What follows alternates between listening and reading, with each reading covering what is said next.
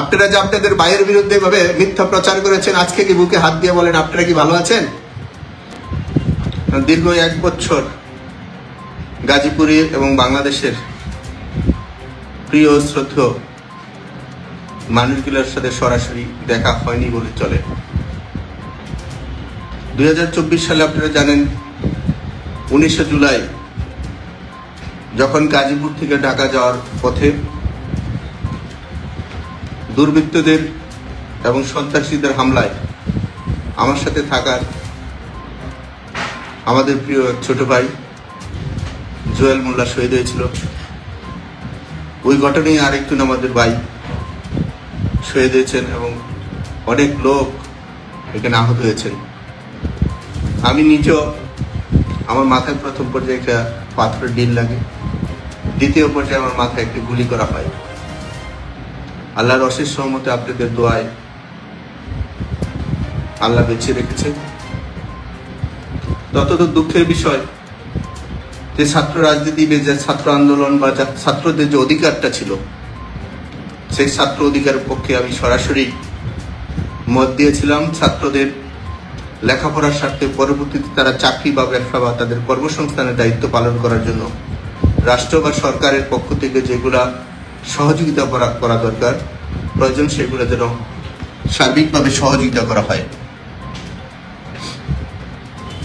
আমি বিশেষ করে বাংলাদেশ ছাত্রলীগের সভাপতি এবং সাধারণ সম্পাদককে, 2 জন ছাত্র নেতাকে আমি সরাসরি বলেছি তারা যেন ছাত্রদের অধিকারের ব্যাপারে সার্বক্ষণিক সহযোগিতা করে এবং মাননীয় প্রধানমন্ত্রীর কাছ থেকে যেন সেই সহযোগিতাটা ছাত্রদের মধ্যে বাস্তবায়ন করে।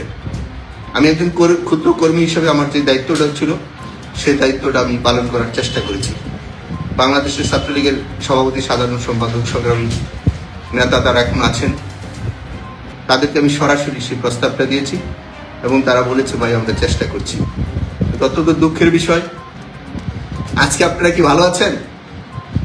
আপনারা যে আপনাদের ভাইয়ের বিরুদ্ধে ভাবে মিথ্যা প্রচার করেছেন, আজকে কি বুকে হাত দিয়ে বলেন আপনারা কি ভালো আছেন? রাষ্ট্র এবং শাসন ব্যবস্থা দখলের জন্য, রাষ্ট্রকে গ্রাস করার জন্য ছাত্র রাজনীতির নামে বা ছাত্র অধিকারের নামে যে ধরনের কর্মকাণ্ড রাষ্ট্রের মধ্যে হয়েছে, দীর্ঘ 1 বছরে শত শত হাজার হাজার মানুষের প্রাণ গিয়েছে, শত শত হাজার হাজার মানুষ পঙ্গু হয়েছে, দেশের অর্থনীতি পঙ্গু হয়েছে, দেশের সাধারণ মানুষ, খেয়ে খাটা মানুষের ক্ষতিগ্রস্ত হয়েছে। কিন্তু বাংলাদেশে আমলাতান্ত্রিক যে জটিলতা, রাষ্ট্রে এবং সরকারে কাজ করতে গেলে আমলারা যেভাবে ফাইলবন্দি করে রাখে কাজের নামে অকাজ করার জন্য এবং তারা ঘুষ বাণিজ্যের জন্য মানুষকে যেভাবে কষ্ট দেয়, যারা জনপ্রতিনিধি এবং কাজের জন্য শাসন ব্যবস্থার জন্য দায়িত্ব পালন করেন তারা এটা হারে হারে টের পান।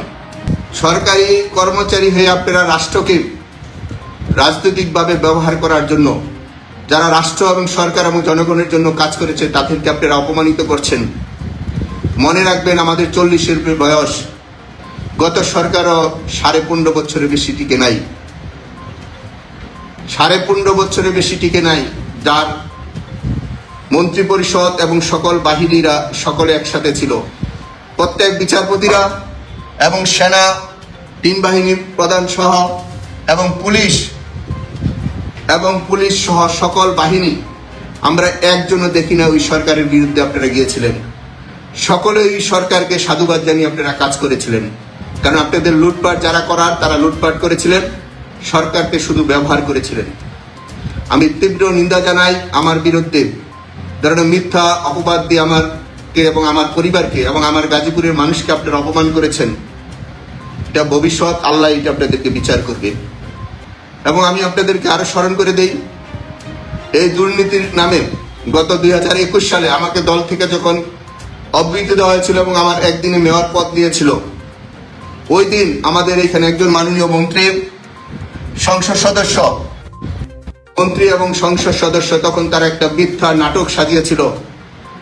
সেই মিথ্যা নাটকের কাগজের মধ্যে লেখা ছিল 7,500 কোটি টাকা আত্মসাৎ। সেই হুবহু কাগজটা দিয়ে আজকে আমার বিরুদ্ধে মামলা করা হয়েছে।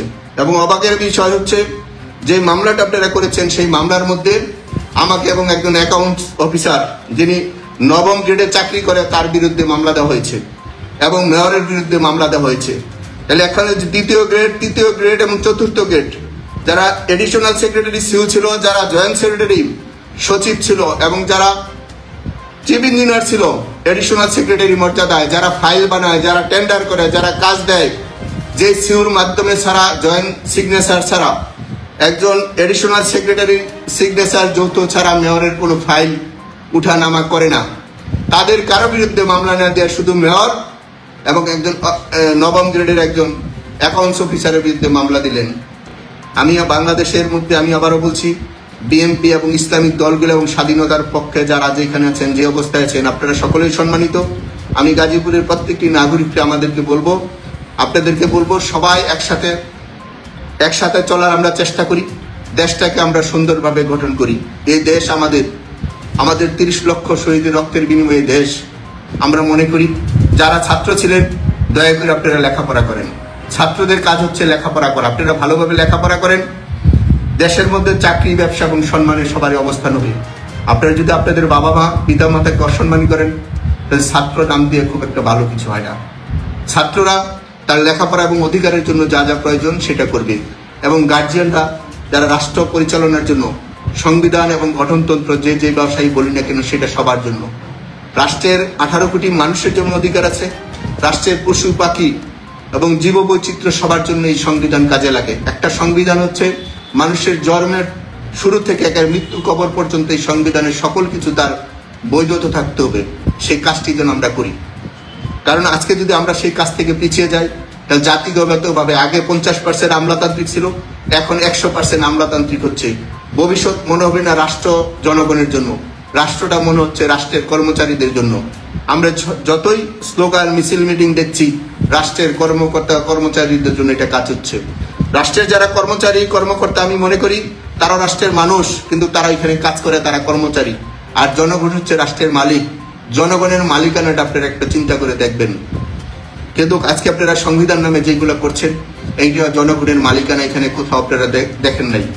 যেসব স্তরগুলা আপনারা, যে সিটি কর্পোরেশনের মেয়র ছিল জনপ্রতিনিধি, সি হলো সরকারি কর্মকর্তা, তারা ঠিকই আছে। যে জেলা পরিষদের চেয়ারম্যান ছিল জনপ্রতিনিধি, তাকে আপনারা বাদ দিলেন, কিন্তু সেই জেলা পরিষদের সিও সে বহাল আছে।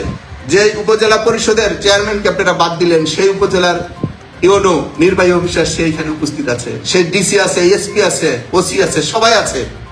সরকারি কর্মকর্তারা যারা রাষ্ট্রের অর্থ 7 লক্ষ হাজার কোটি টাকা বাজেট প্রতি বছর যারা বন্টন করে, তারা সবাই বহাল আছে চাকরিতে। কিন্তু দুঃখের বিষয় হচ্ছে শুধু জনপ্রতিনিধি, মেম্বার, চেয়ারম্যান, কাউন্সিলর, মেয়র, উপজেলার চেয়ারম্যান এবং জেলা পরিষদের চেয়ারম্যান এবং সিটি কর্পোরেশন আপনারা বাদ দিলেন।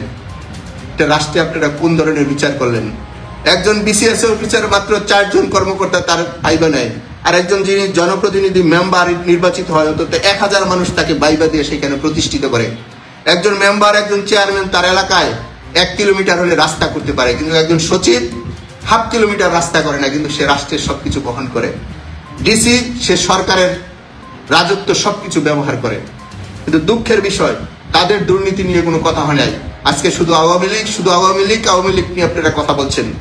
আওয়ামী লীগের হয়তোবা 5%-এ 3% লোক তারা সুবিধাভোগী ছিল, আর বাকিরা মাইর খাওয়ার ভুগি আজকে হয়েছে।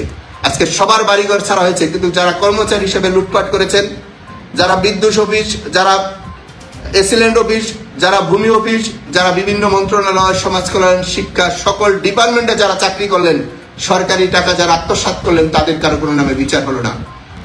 আজকে আপনারা কি ভালো আছেন? আপনারা যে আপনাদের ভাইয়ের বিরুদ্ধে ভাবে মিথ্যা প্রচার করেছেন, আজকে কি বুকে হাত দিয়ে বলেন আপনারা কি ভালো আছেন?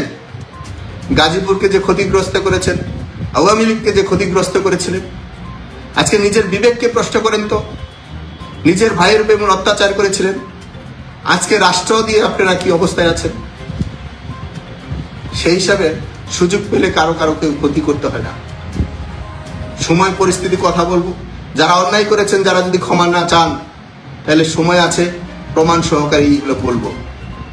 সেই হিসাবে আমি সকল রাজনৈতিক দল এবং আমাদের গাজীপুরের প্রিয় মানুষ, আমি প্রতিদিনই সকাল থেকে রাত্র 2টা পর্যন্ত গাজীপুরের প্রত্যেকটি রাস্তাঘাটে প্রত্যেকটি মানুষের সাথে যোগাযোগ করার চেষ্টা করেছি। মেয়রের দায়িত্ব থেকে পুলিশের কাছে যাই নাই, পুলিশের কোনোদিন দেহরক্ষী হিসেবে ব্যবহার করি নাই। নিজের সিকিউরিটি নিজেই নিয়ে চলছিলাম, নিজেদের জন্মভূমি ভেবেই চলেছিলাম, সকলকে বিশ্বাস করেছি, সকলের ঘরে সকলের কাছে গিয়েছি। এখানে দল রাজনীতি কোনো সংগঠন সেটা বিবেচনা করি নাই। মনে করেছিলাম গাজীপুরের মানুষ সবার প্রিয় মানুষ, সবার কাছেই ছুটে গিয়েছি। সেই প্রতিদান হিসেবে আমাকে আপনারা মেয়র বানিয়েছেন, আমার কারণে আমার মাকে আপনারা মেয়র বানিয়েছেন। আমার অসুস্থ মাটাকেও হত্যার মামলা দেওয়া হইল। প্রতিদিন যে সময় হত্যা এবং রক্তপাত হচ্ছে, এটা সবার জন্য খারাপ। আমি অনুরোধ করব সবাই যেন আমরা এখানে সংশোধন হই, সবাই যার যার জায়গা থেকে সংশোধন হই। 1 বছর চলে গেছে, আর একটা দিনও যেন কারো নষ্ট না হয়। এই জন্মভূমি আমার, আপনাদের, আমাদের বাপদাদারা এই দেশ উপহার দিয়ে গেছে। সেজন্য এই সম্মানবোধটা রক্ষা করি, আমরা আমাদের কাজটুকু করি। যার যে দায়িত্বটা আছে সেই কাজটা যেন আমরা সবার জায়গা থেকে করতে পারি।